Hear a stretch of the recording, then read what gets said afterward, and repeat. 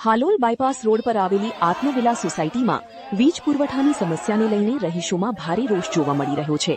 સોસાયટીમાં વીજળી ગુલ થઈ જતા અસહ્ય ગરમી અને ઉકળાટથી પરેશાન બનેલા રહીશોને અડધી રાત્રે MGVCLની કચેરીએ પહોંચ્યા હતા, જો કે ત્યાં કોઈ જવાબદાર અધિકારી હાજર ન હોવાનું સ્થાનિકોએ જણાવ્યું હતું। રહીશોનો આક્ષેપ છે કે ફરિયાદ કરવા માટે સંપર્ક કરવામાં આવ્યો ત્યારે સંબંધિત અધિકારીઓના ફોન બંધ આવી રહ્યા હતા। કચેરીમાં હાજર ફોન ઓપરેટર દ્વારા પણ કોઈ ચોક્કસ માહિતી આપવામાં આવી ન હતી અને માત્ર લાઇટ આવી જશે એવું જવાબ આપી વાત ટાળવાનો પ્રયાસ કરવામાં આવ્યો હતો। વીજ પુરવઠાના અભાવે બાળકો, વૃદ્ધો અને મહિલાઓની ભારે હાલાકીનો સામનો કરવો પડ્યો હતો। આખી રાત ગરમીમાં પસાર કરવાની ફરજ પડતા રહીશોમાં ભારે નારાજગી જોવા મળી હતી।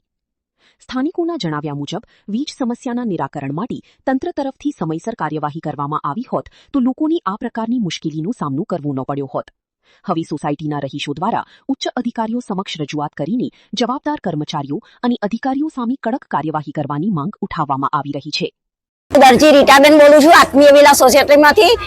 આ લાઇટ વાળા તો ચાર દાડે બંધ જ કરી દે છે। વરસાદ ને વાવાઝોડું પવન હોય તો વાત ઠીક છે, પણ કોઈ વાત સાંભળતા નથી।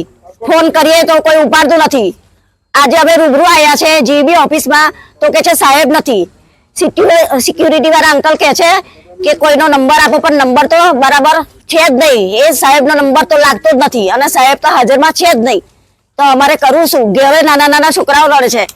રાત્રે પુરુષો ઘેર આવે તો ઊંઘવું કે ના ઊંઘવું?